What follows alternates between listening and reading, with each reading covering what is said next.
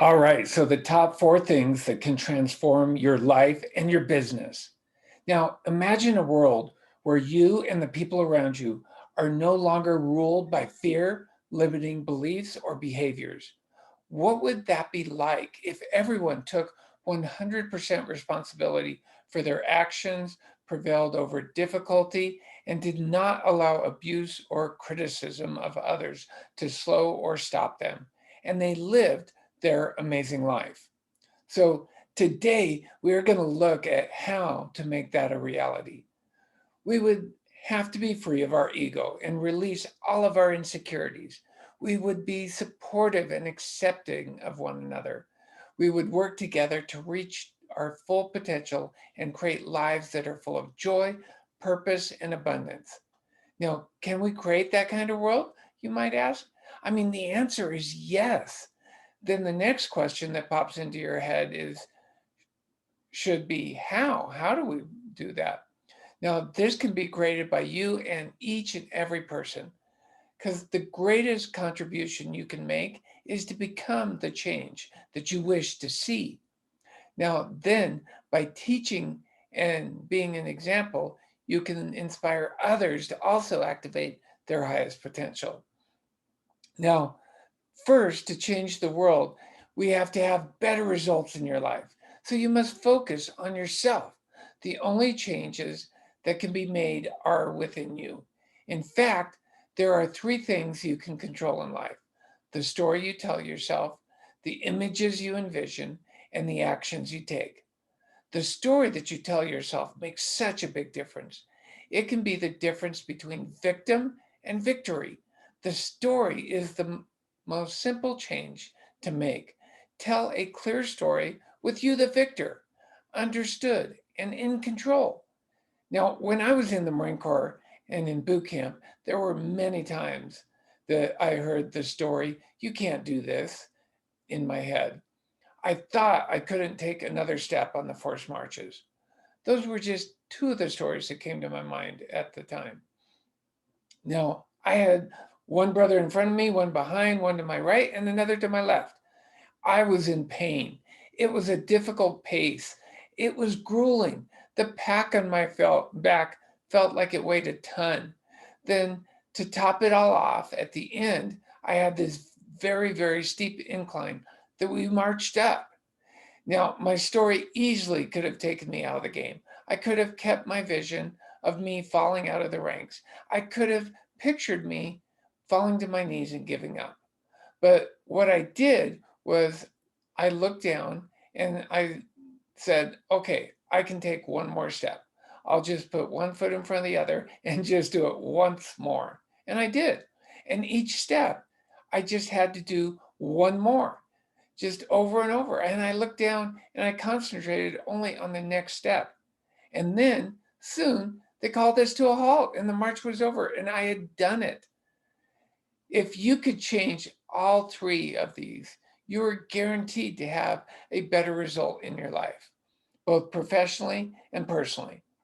So commit yourself not to the outcome, but to the process. The joy of learning comes from the process of going through the experience, not the end result. One of the things I like to do is to rock climb. Now, as you ascend a mountain, there's a process, but the joy comes from the climb. It comes from the experience of moving up the mountain. It comes from improving myself and the meaning that I experience. It comes from each movement. Once I get to the top, that joy is then culminated, but without the love of the trip, the completion would not be as spectacular, nor would it be worth it. Now, if you were to compare it to making a podcast, there is no top of the mountain. There is no end to the process. So why do you think I keep doing it? It's simple. Joy comes from the things I learn, the improvement I see in myself, and it makes the process worthwhile. All right, so the number three thing is to view things as an experience and opportunity. Let's go back to my rock climbing story. There are times when I was ascending the face and I would be moving from one handhold to the next. You can't look ahead more than 2 or 3 holds. And there are times when I would get to a place and I could no longer find a hold. And so I would need to back down the face a short way, pick another handhold, and go up a different way to get past the place that I got stuck. Now, the place there was insufficient holds could be looked at as a challenge or a problem. As soon as you get to that, you're right back into story.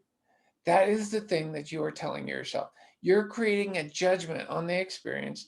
Instead, just view it as an experience or an opportunity to learn and improve. All right. And then lastly, number 4 is to be a leader. Being a leader means taking responsibility for things that others do not want to take responsibility for. Being a leader means changing from things that aren't working. Being a leader means sharing your wisdom, telling others how they can create their lives of their own dreams. Now, being a leader is what will help this world.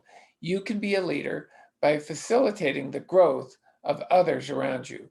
Now, if you are a confident person with a clear vision of what you want, this would give you a great place to then act on this vision. And then, if you then pass these same traits on to others, the world would be so much better, so much faster.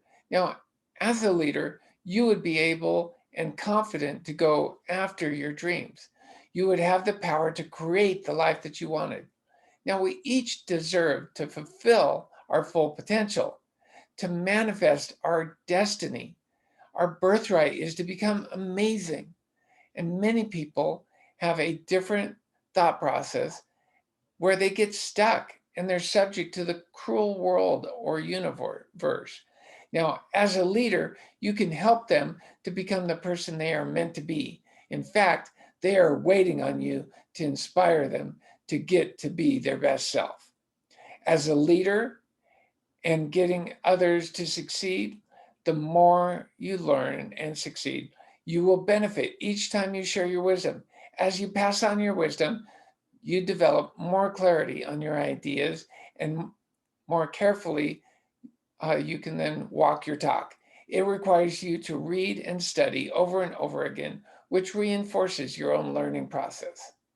All right, so please subscribe to my YouTube and leave a rating and review to help others find it.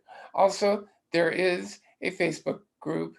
If you go to facebook.com/groups/ Your Amazing Life Podcast. And then you can go and set up a time at calendarly.com/Ken